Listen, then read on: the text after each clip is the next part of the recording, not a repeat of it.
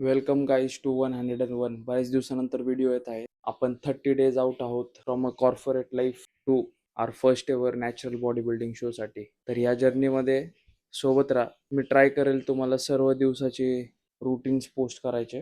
आता थोडेसे हे 30 दिवस जास्त पीक लेवलवरती जाणार आहेत आणि आपल्याला आपलं ऑफिसचं जॉब मॅनेज करत हे सर्व करायचं.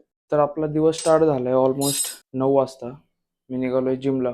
तर आता इथून पुढे आपल्याला रोज म्हणजे मागचे 2 आठवडे झालं तर इथून आता डेली आपल्याला फास्टेड कार्डिओ करायचं आहे. तर सकाळी मी लवकर उठतोय, 1 ग्लास नॉर्मल पाणी पिऊन मी निघालोय जिमला फास्टेड कार्डिओ करण्यासाठी.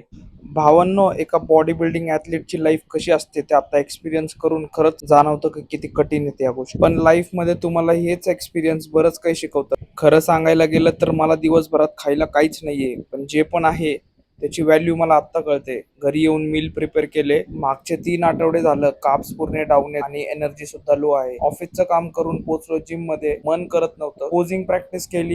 वर्कआउट नंतर परत 30 मिनिट्स कार्डिओ कम्प्लीट केले. आपले डेलीचे स्टेप्स